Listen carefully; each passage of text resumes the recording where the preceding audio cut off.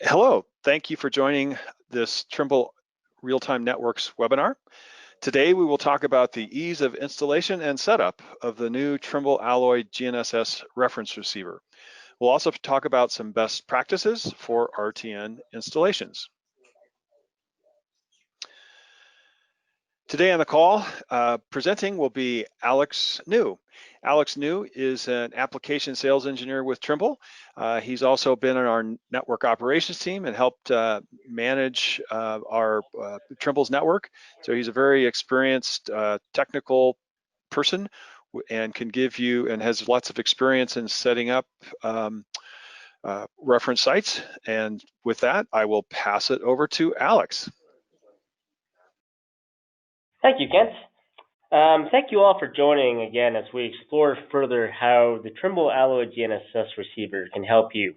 Specific to this webinar, we take you through how the Alloy helps you overcome challenges when installing and configuring a continuous operating reference station, or CORS for short. We then tackle how to keep you informed of changes to the receiver and security measures the Alloy provides to protect it from any unauthorized access.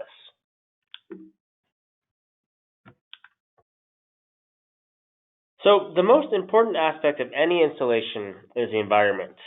This includes the sky view from the perspective of the installed antenna. Questions you should always keep in mind. Is the sky open and clear of any obstructions? Can the antenna be mounted securely and rigid so that it will not sway in heavy winds, or worse, fall on someone or thing? In addition to good antenna placement, we need to be mindful of where the receiver is installed. Is it in a secure location that has power, proper ventilation, and network connectivity? So when we first don't pay attention to proper installation and placement, we can end up having issues like the images shown here. The first image is an image from the antenna, and you can see where the roof peak shadows it, potentially blocking satellite signals. Additionally, it is a significant source of multipath because it is metallic. In the middle image, we see a wall around an antenna, and lastly, in the third image, the antenna is placed closely beside a transmitting dish, which can be a source of interference and jamming. Poor placement and installations can lead to erroneous data that negatively impacts users, whether as a single base or as part of a network. This causes frustrations for your field users, which of course ultimately leads to them calling you and giving their complaints. While the Trimble Alloy will not be able to solve absolute poor installations, it can certainly provide aid in identifying when you do have one. For instances where the antenna and receiver are installed in a multipath challenging environment, the Trimble Alloy comes equipped with Trimble's EverestPlus technology.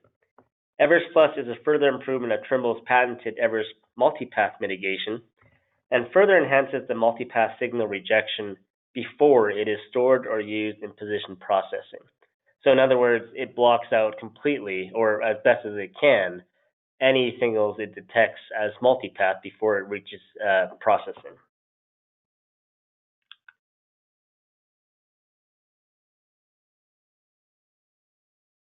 In circumstances where there are intermittent observable blackouts, or rather when you notice you are connected to the receiver, but no data is being sent at particular times, you might be dealing with signal interference.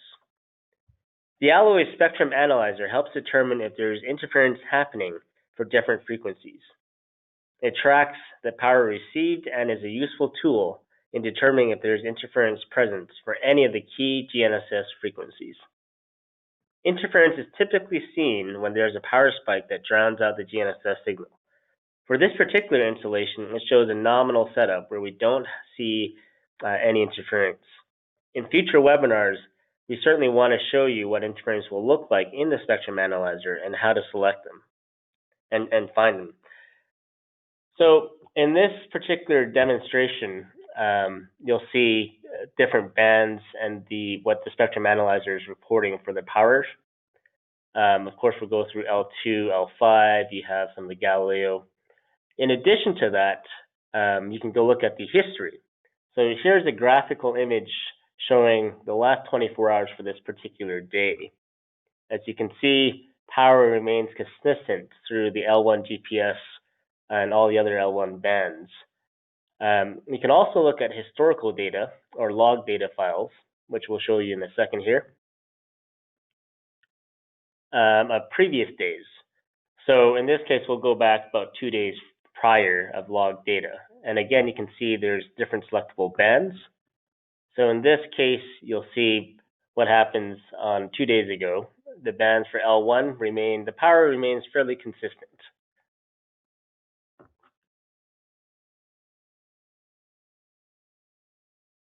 The alloy will also be able to give you a quick glance at what satellites are currently being tracked via graphical interfaces and tables.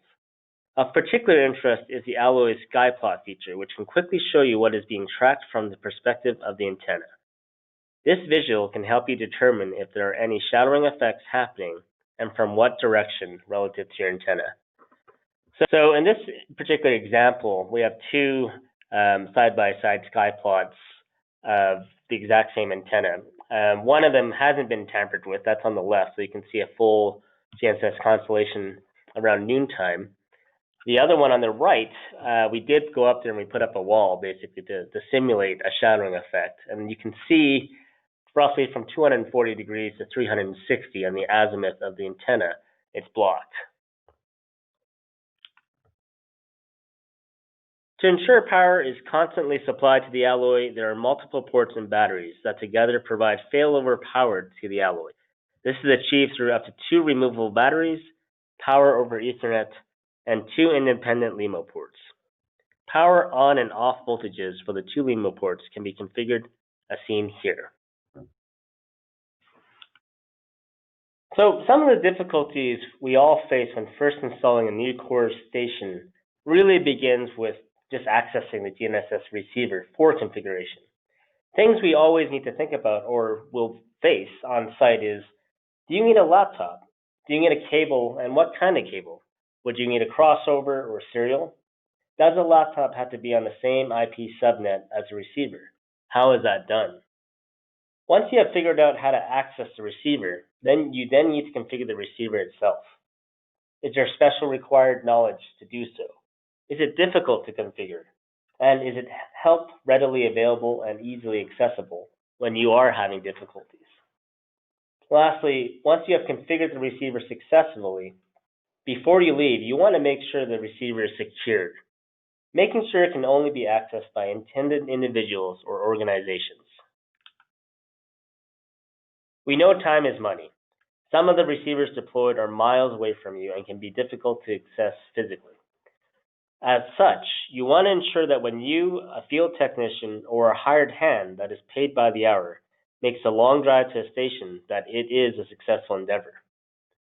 The worst scenario you can possibly have, whether installing the station for the first time or servicing it, is to make the trip and not be successful, and further still, having to make a return trip. This is wasted effort and hourly dollars.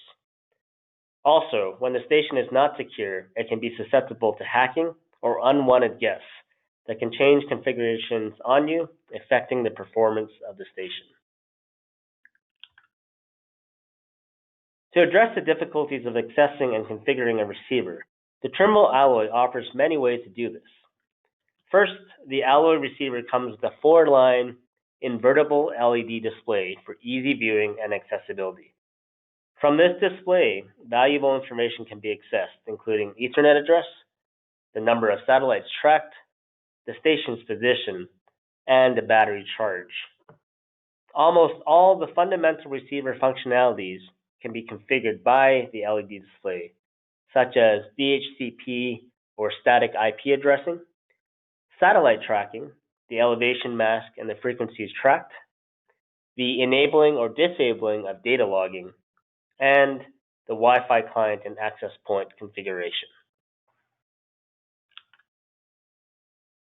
An alternative to the LED display, the alloy comes with a Wi-Fi access point that allows any device that has Wi-Fi connectivity, such as a mobile phone or laptop, to connect to it. Access to the UI and configure it without any cables.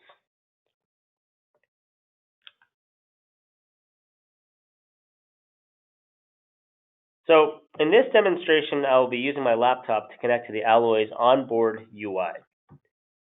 First, connect to the Alloy's broadcasting Wi-Fi SSID, which is typically its serial number. In this case, it's ending in 0015. Next, open up a web browser, type in 192.168.142.1. In this case, the HTTP port is 80, so we'll leave it as is. And then now you reach the UI itself. Everything can be configured here through the UI.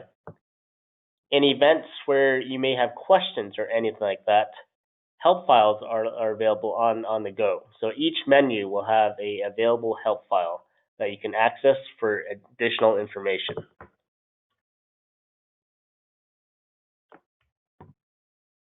So again, here's the communications port with a help file.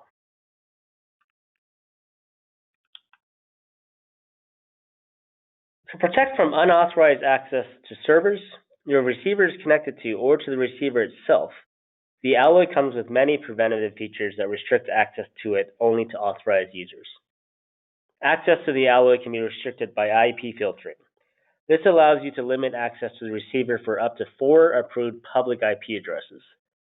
As seen here, once it is enabled, you can configure to allow 4 IP addresses that originate from, say, Trimble or NGS. Any IP addresses not from those specific domains will be blocked access.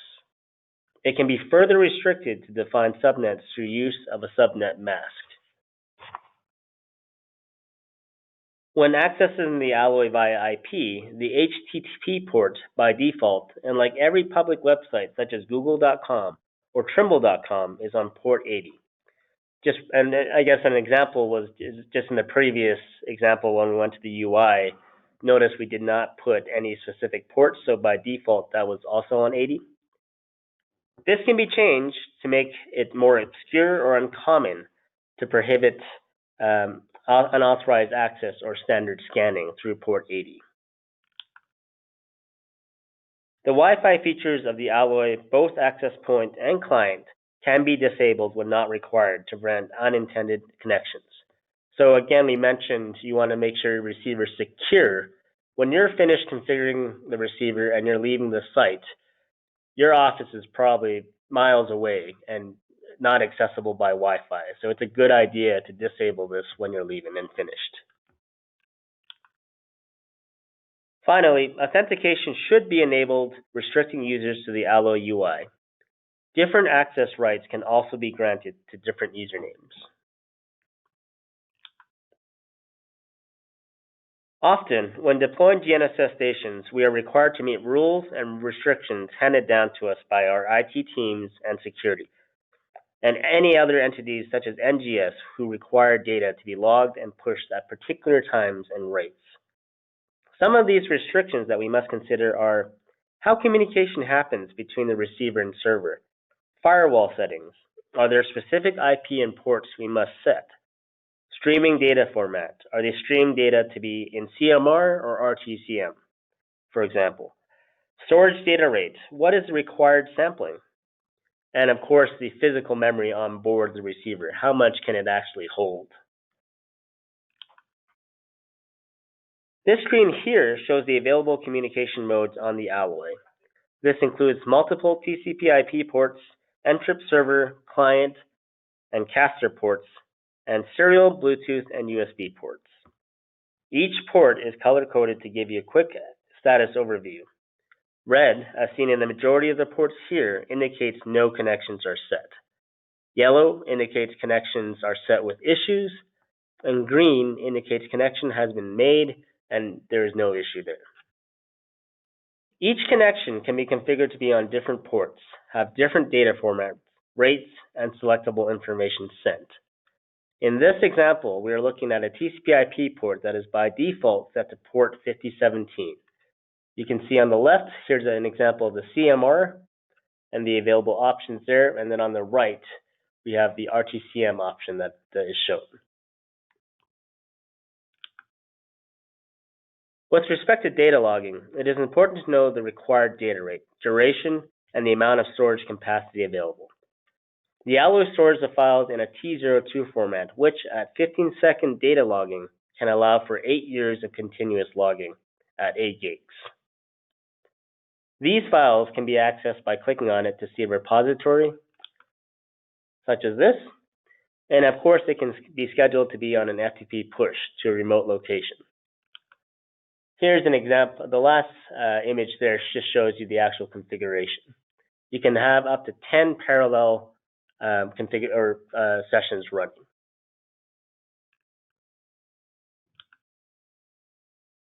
Once a remote station is deployed and configured, it can be difficult to monitor it.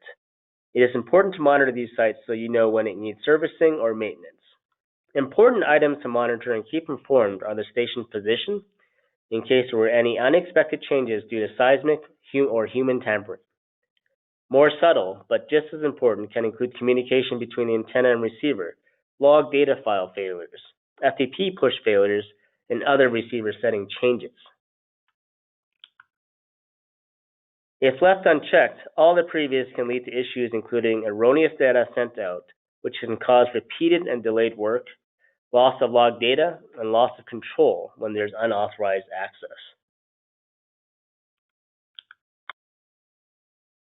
To ensure proper notification of any changes to the alloy, such as position changes and unauthorized access, a suite of functionalities collectively known as Trimble Sentry ensures you are always alerted for any unexpected changes to the field station.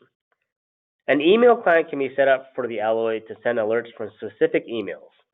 So in this example, we have our receiver here in Denver with serial number ending in 0015. So we've decided to add an email address that relates to that specific station. As many of you guys probably have, you have many stations and you want to be able to differentiate between each station. So this setting up this email client seen here will alert me every time I get an alert. It's this station from Denver. And you guys can do the same with your particular stations. In addition, various alerts can be achieved or activated and sent to yourself or any number of administrators that may require notification from the alloy receivers. These options are seen here. So again, in this example here, I have set various alerts to be sent to Kent and myself. And so every time we get an alert from this particular receiver, it's going to be at alerts Denver serial number at trimble.com for these particular instances. Now you can cater and choose as you wish for various alerts on each of your receivers. So we have reached the end of this webinar, and in summary, the Trimble Alloy GNSS receiver helps you determine that your station is installed on a good site through EverestPlus, the spectrum analyzer, and various graphical interfaces such as the Skyplot. These all help you minimize multipath and determine if there are any interference or shadowing effects at your station. Receiver configuration is made simple by offering various means of doing this through the LED or UI that is accessible by Wi-Fi. No cables required. And lastly, Trimble Sentry makes securing and remote monitoring easy, ensuring the receiver is protected and will alert you to any changes on board that may require servicing or maintenance. Thank you all for your time. Please use my contact information here if you need to have any further technical or sales questions answered.